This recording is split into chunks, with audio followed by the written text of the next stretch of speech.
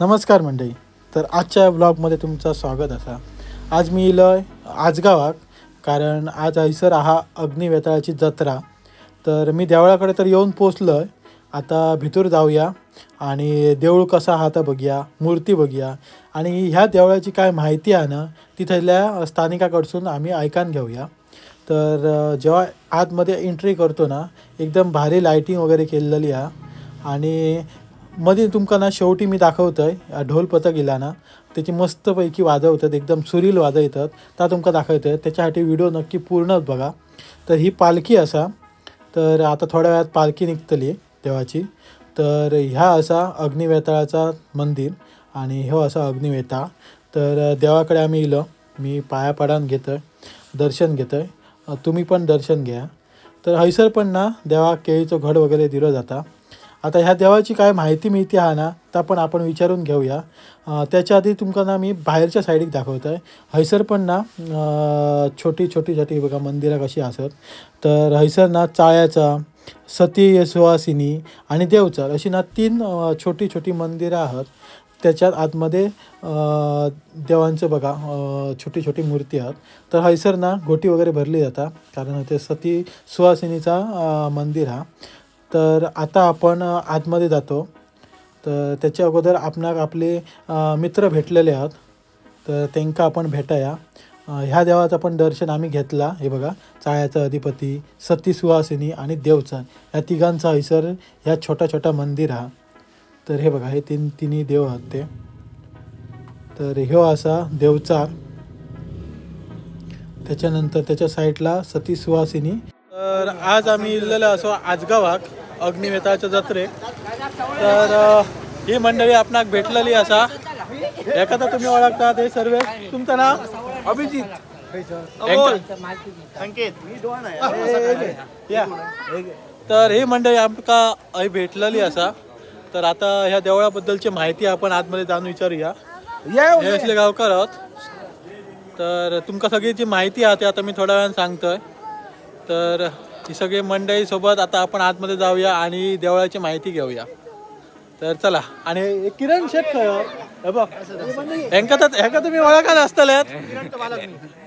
तर आता आपण जाऊया देवळात आणि घेऊया माहिती. तर चला, आता आपण अग्निवेताळाच्या देवाकडे आहोत. तर ह्या देवळाची थोडक्यात माहिती आपण यांच्याकडून घेऊया. मी या गावचा रहिवासी विष्णू उर्फ दादा पांढरे आजगाव. 35 वर्ष बिलाग्रीज हायस्कूलमध्ये नोकरी केल्यानंतर मी आता रिटायर झालेलो आहे आणि या ठिकाणी मी स्थायिक आहे.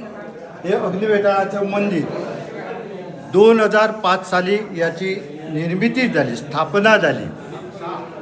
आणि त्यावेळी या मंदिरात पहिले पुजारी माझे वडील सहदेव बाबूराव पांढरे यांनी सरासरी 15 वर्ष काम केलं. आणि त्यानंतर या ठिकाणी आता या ठिकाणी उपस्थित असलेले गाडगीळ भटजी, या ठिकाणी भालचंद्र गोडकर हे देवतेचे पुजारी आहेत. लहू पांढरे हा आता गेली 10 वर्ष या देवतेची पूजा करतोय. प्रसाद घेतात, या ठिकाणी प्रसाद लागतात. थोडक्यात म्हणजे या ठिकाणी आता ज्या ठिकाणी उभे आहोत त्या ठिकाणी घनदाट जंगल होतं. मोठं जांभळीचं झाड, करवंदाची झाडं अशी या ठिकाणी जंगलमय अवस्था होती. इकडे या बाजूने कोणी येत जात नव्हते. आम्ही संध्याकाळचे त्या बाजूने जाताना उशीर झाला तर पळत घरी जायचो, एवढी भीती वाटायची. पण कालांतराने या ठिकाणी असं काही अद्भुत घडलं की या ठिकाणी अग्निवेताळाची मूर्ती कुठेतरी दडून बसलेली आहे, गाडलेली गेली आहे. याचा उत्तम पांढरे, सहदेव पांढरे, मनोहर पायनाईक यांना वरचेवर भास झाला. आणि या ठिकाणी त्वरितच त्यावेळी 2005 साली खोदकाम सुरू केलं आणि या ठिकाणी अग्निवेताळाची मूर्ती सापडली.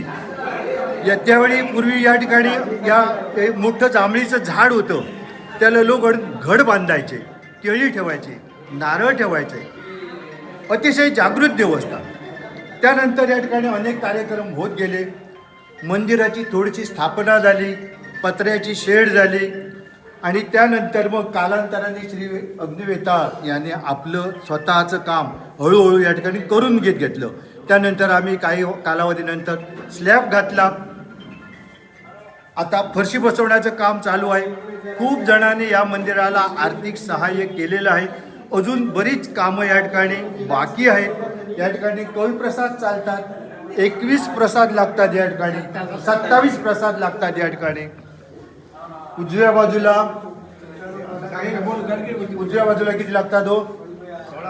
16 आणि 11. डावे आणि उजवे खांद्याचे प्रसाद असे या ठिकाणी चालतात. हे गाडगे भट जे आहेत हे या प्रसादांची फोड करतात. लहू पांढरे आहेत, हे त्या ठिकाणी प्रसाद लावतात. ज्यावेळी आमच्या या पांढऱ्यावर संकट येतं, अडीअडचण येतात, त्यावेळी आमचे भालचंद्र गोडकर वेळोवेळी सहकार्य करतात, धावून येतात, मंदिरात पूजा करतात. उर्वरित जी माहिती आहे ती भालचंद्र गोडकर आणि आमचे गाडगे भटजी तुम्हाला देतील. नमस्कार, धन्यवाद. तर देवाची जी काय तो शिवरूप आहे तो, तर त्यामुळे शिवशक्तीचं तिथे वास्तव्य असल्यामुळे आणि भूत पिप्रेत पिशाच अशा ज्या शक्ती आहेत तामसी, त्यांचा बंदोबस्त करून जे काय लोकांचं कल्याण करायला हवं ते ती शक्ती करते. त्या अशा पद्धतीचं तो ते देवी चमत्कार त्या ठिकाणी आहे. ओके, धन्यवाद. तर हयसर आता ना पालखी आसा आणि पालखेक ना भरपूर दारू सामान हाडलेला. फोग होत, पेटारे होत, ॲटॉम बॉम्ब होत. किरण आणि ते काढून घेतात म्हणजे एकदाच लावक बरे पडतले. तर भरपूर दारू सामान आसतला ता तुमकां मी दाखवतोय. आणि व्हिडिओचा शेवट ना अजिबात चुकवू नका. म्हणजे पालखी आणि त्या ढोल पथक हा ना तर अजिबात तुम्ही मिस करू नकात. तर ता मिस केल्यात ना तर पुरो व्हिडिओची मजा तुम्ही मिस केल्यात असा जातला. तर ह्यो असा किरणो आणि हे किरणाचे पेटारे.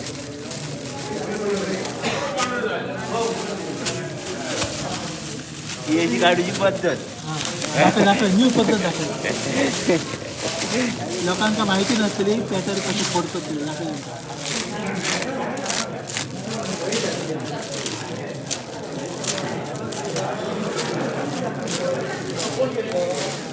आधी दारूच लागायची ना. नवीन पद्धत शिकायची.